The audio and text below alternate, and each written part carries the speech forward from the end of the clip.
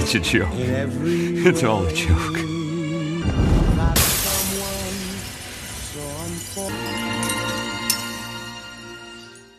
Guys, welcome to Better Bachelor. My name is Joker with a face for radio and a voice for print. So, oftentimes, many of you in the, the notes on my videos, some of you guys that watch Undead Chronic, some other content creators, many of you have the expression, no hymen, no diamond, and that you want a girl with old-fashioned values and a body count of 0 and all the other good things. Well, Steven Crowder, from everything that I've heard on his shows when I've listened to him, is about as a conservative a man as you can get. And I believe, if I remember correctly, he and his wife were each other's first partners. And they recently had 2 kids together. And he's a man of God and doesn't believe in divorce. And his wife left him.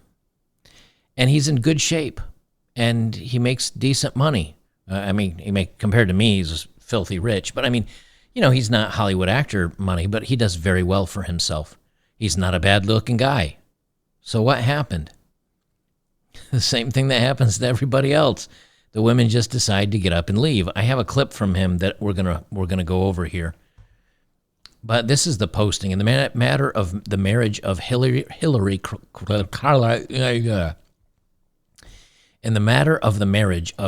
Crowder and Steven Crowder in the interest of Magnus Crowder and Charlotte Crowder, their children. Case summary on 12/7/21 in the matter of marriage, if they just said that, was filed as a family marriage dissolution divorce lawsuit. This case was filed in Denton County District Court location in Denton, Texas. The judge overseeing this case is Sherry Shipman.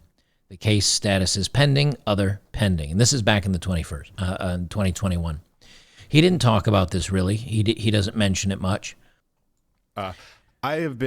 So here's his video, and I'm just gonna kind of play it through, and we'll pause it at the appropriate moments because he relates kind of his story here, and I think it's important for anybody that is really holding on to faith that, I'm a churchgoer and I'll meet a churchgoer girl and I'll be her first and she'll be mine and la la la la. Like, it's just the odds are so stacked against you. I have been living with a proverbial boot on my neck for going on years now. Since 2021, I've been living through what has increasingly been a horrendous divorce. Now, let me say on the outset, to be clear, there is no infidelity, any kind of physical abuse at all on either side. And no, this was not my choice. My then wife decided that she didn't want to be married anymore. And in the state of Texas, that is completely permitted. It's been the most heartbreaking experience of my life, what I consider to be my deepest personal failure. And just so you know, my opinions on parenting and families have not changed. I've always believed that children need a mom and a dad, that divorce is horrible. And I still believe that children need a mom and a dad and that divorce is horrible. But in today's legal system, my beliefs don't matter. In Texas, divorce is permitted when one party wants it, period. So for well over a year, in the best interest as well as physical safety of my children, we've decided to keep this issue private and to resolve it privately with the appropriate attorneys, what have you, legal jargon. And all this, one thing I want to be really clear about is certain. True north here is that my children are blameless, completely without fault, and so we decided to resolve these issues privately, as it's in their best interests, both emotionally and physically, to do so. It's pretty simple. Okay, let me pause it there because I did a little edit break and took some of the other things out that weren't relevant to the video that we're talking about today. He says, I'm a man of God and this wasn't my choice. But in Texas, just like just about every other place in modern times, with no-fault divorce, someone can just walk in and say, I want to divorce irreconcilable differences, and files, and then there you go. There's no forced discussion. There's no forced talking to anybody about counseling. That's it. It's over. And, and Stephen here says, He's had a boot on his neck. Maybe that's her lawyers over his income. Maybe that just feels like he's trapped in the home. Maybe that just means he hasn't been able to talk about it and kind of get it off his chest, and because he didn't want to be public with it until things finally got filed. And I think the filing just dropped. I think it just came out today, which is why he's making a public statement about this. But if and some of you viewers, I'm sure, if one of you has any more information or something that I can pin to the top comments so people can refer down below, I will certainly do so. If you can tell me an episode or something where he said it, or if you know for a fact he said it. But I am almost sure he said they were each other's firsts, and they didn't do anything until they were married, and they did everything right, and it doesn't matter.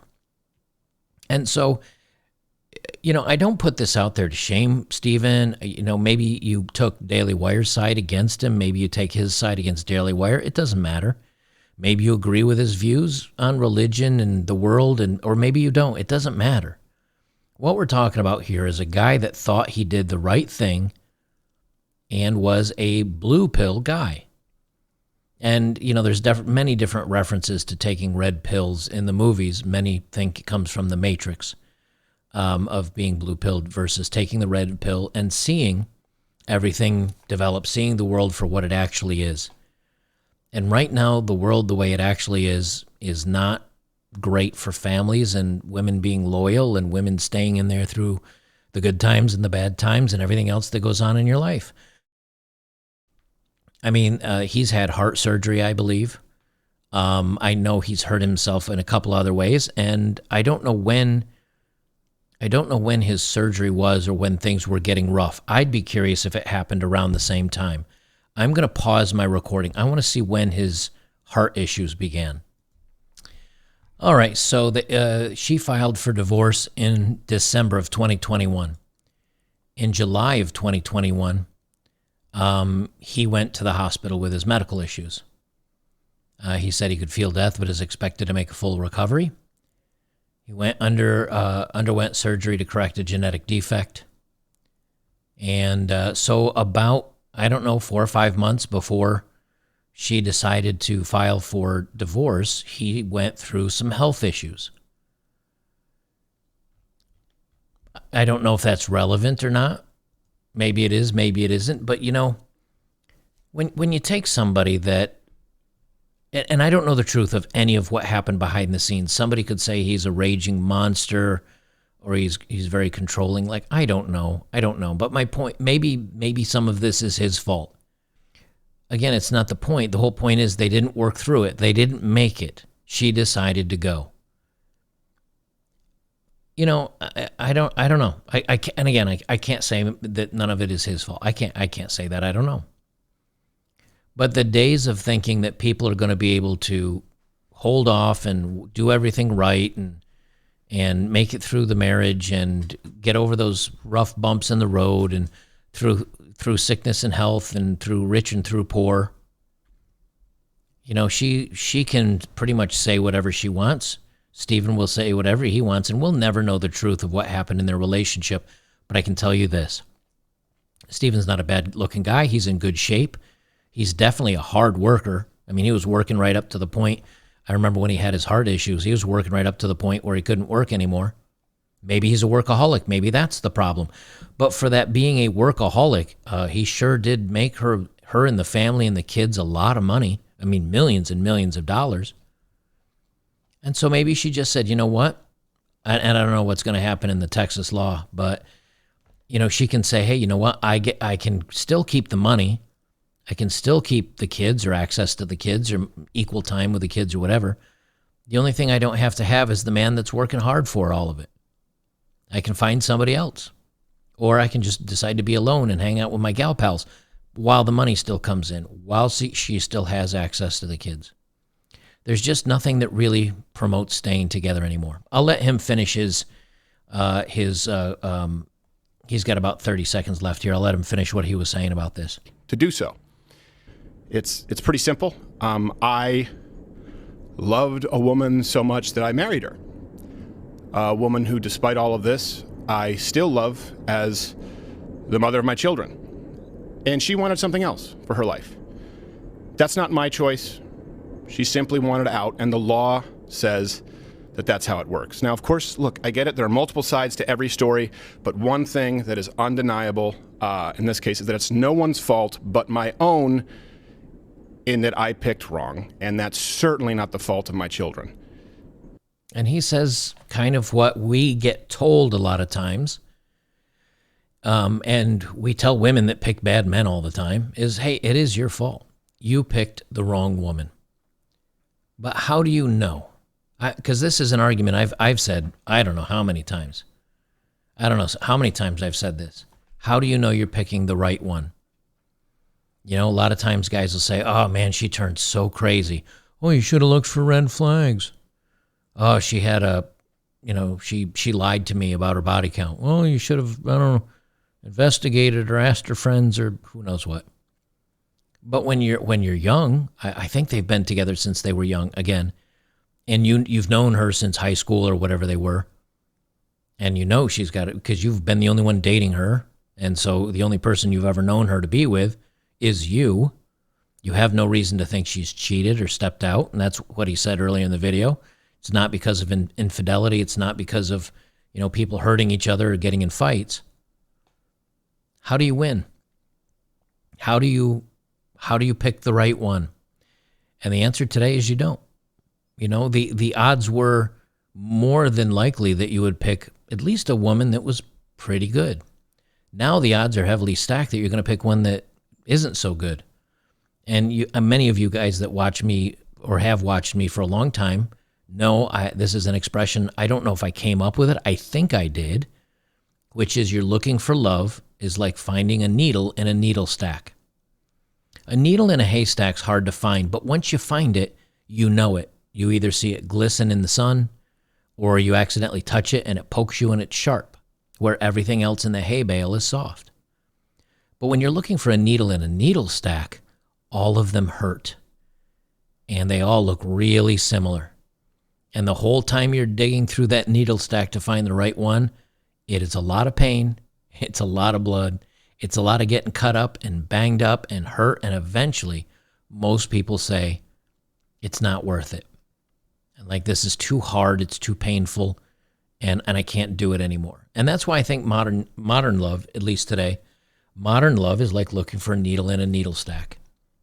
And you may think you found the right needle, and you may have at the time, but before you know it, that needle is not the right one, and it doesn't work out, and it just becomes another one of the needles that hurt you, and you throw it back in the pile. And then how many times do you look at that pile and say, I guess I'm going to start digging through that thing again and see if I can find another one? And I think more and more men are just saying, nah, I'm done. I'm done. And it doesn't mean that they're done with dating. It doesn't mean that they're done with women. It doesn't mean that they're even angry or hate all women or have all these negative connotations. They just look at that pile and they say, I'm done. The juice isn't worth the squeeze is another one that a lot of people like to say. But the problem is if you squeeze the wrong juice, you take a little sip, you go, it didn't taste very good. Now, things are a lot more painful now. They're definitely a needle in a needle stack. And I think more and more men just say, I'm not going to crawl back in that stack. And so what do they do instead? They find friends, they find hobbies, they do other things with their lives. Maybe they casually date, maybe they hire a professional, whatever. But they just say, I'm not going to let my heart get involved again, because that's blue pill thinking. Steven Crowder was a blue-pilled man, and he did everything right. And up to this point in time, until December 2021, he had a unicorn. He had a mother of his children. He had his family. I think they're twins, or they're very close in age. Everything was rock solid for him. And just like everything, it fell apart. And now what happens if he continues to have a heart issue, which I think they've corrected, but let's say he does. Now, all of a sudden, because a lot of guys say, I don't want to be alone, or I want to die alone, or who's going to take care of you when you're older, or whatever. Well, now Steven Crowder's a single man who's now losing a very substantial part of his income to a woman. He's lost half the custody to his kids, at least, probably. And I don't think she's so evil as to take the kids away from him. But, who knows what the courts are going to be. It's a female judge. You never know. And just like that, he's in the same boat as the rest of us. The only difference is he's given away half his stuff. And he's heartbroken. So I think more and more people are just opting out and they're just saying no thanks. The story I was thinking of is I have not had any friends for, in-person friends. I have some online and people I can text and talk to, but I haven't had any real, like, in the real world friends. And, that doesn't bother me. I'm quite happy doing my own thing. I have so many projects and so many things to do. I don't have enough time in the day. Some of you that follow me over on Twitter, you can follow me there at Bachelor Joker.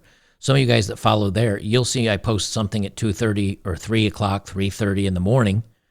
And then sometimes the next day you'll see me post something at like 8 a.m., 8:30, 9 a.m. It's because I don't sleep much. I've always got something to do or work on. And I probably should sleep more. It's definitely healthy for me. But that being my point, when I got to my land and I cleared the land, and I put up my steel building, as many of you know, and I have now sprayed insulation. I'll be doing a video on that at some point over on my Bachelor B-sides or over on my Locals channel. I noticed that there were tire tracks that were off my driveway, the stone driveway that I'm kind of pouring in and packing down. I noticed in the mud next to the side of my building, there were some tire tracks.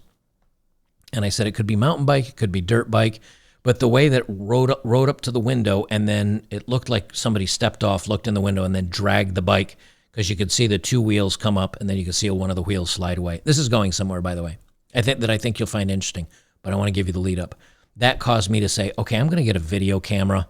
I'm going to get a trail camera and put it on my driveway, and then if any cars or anything comes down there, it'll snap some pictures, and I'll have video security up at my building. Come to find out, it was two kids, probably 14 and maybe 16, 13, 17, somewhere around there. And I don't want them on my land because I don't want them to get hurt. I'm digging footings in a basement. Everything's getting dug for my home. And if one of the kids falls in there and goes down on a piece of rebar sticking out of the ground, and they go down 10 feet on top of that, they're going to get impaled on that thing. So I said, okay, I took the pictures. I printed up some flyers that said, hey, if these are your kids, please advise them I'm doing construction, home building in the property, and please stay clear because I don't want anybody getting hurt. Very friendly, very nice. I wasn't mad or anything. I don't care. I was a kid. We used to do a lot worse than ride up to windows and peek in them, if you know what I mean. And I put this flyer in all my I went out to the main road, which is like, I don't know, maybe 1,000 meters away. And I went along and dotted all the houses in the area. And not only did the mother of the kids call me, and she said, my kids are right here. I'm really sorry this happened. They both want to apologize to you. They put the young boys on the phone and they were like, sir, we're so sorry. We were just curious. We know we shouldn't have probably been on the land. They didn't give a single excuse. I didn't see any posted signs, nothing. And I said to him, hey fellas, look, like, I just don't want you to get hurt. So I've got 25 acres out there. If you want to go screw around in the woods and everything, great. Like, go for it. Go have fun. Just don't come into any of the areas that are cleared out. That's all, or near the buildings. That's all I ask. But go have fun in the woods. I don't care. And they're like, oh, thank you, sir. That was very kind of you, sir. Lots of sirs. Very obviously raised very correctly. But here's the interesting point that I'm finally getting to. I think I got 4 or 5 other calls and texts because I left my phone number on there. And what I got was, hey, I got your sign. I don't know who the kids are, but I live down in such and such number on such and such street. I'm literally on the backside of your property. Hey man, just so you know, like, if you ever want to come over and have a beer, one guy restores Jeeps, and he does snake photography, but he doesn't own any snakes.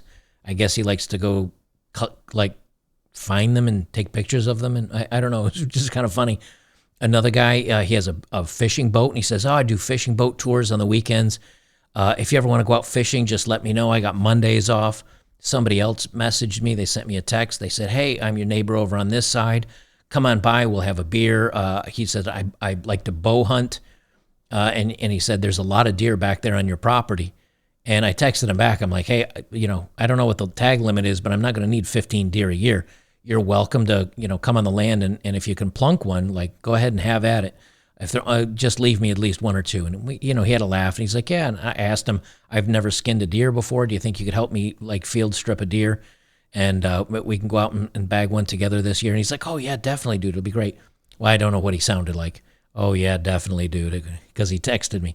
But the whole point is, just like that, when you're in the right area, in the right neighborhood, with the right type of people, they have a similar mindset of getting off the grid and being out in the woods and country, and all of them were men, again, except for the kids' mothers. All of them were guys, and all of them were right around my age, 50 to, I think the other one was 60. And they're all working guys. They're all single. One was 45, 53, I want to say 58 and like 60. All of them were right around that age. And all of them single guys living by themselves in their houses out by the woods, just being single men. Shooting at targets when they want to, bow hunting when they want to, taking photographs of stuff, fishing, just being one with nature. And they're happy. And they were all super friendly to welcome another one into their fold. And so I think that's the way forward for men, is going to be other men with similar values and similar hobbies and similar lifestyle in a similar area. And all you have to do is find them. And it might happen by chance, and that's what happened to me. If those kids hadn't walked on my property, I'm not leaving letters in my neighbor's mailbox. That's just not me. I'm not the guy to take a six-pack to every door and ring your doorbell and say, I'm just moving in, wanted to say hello. That's not really me.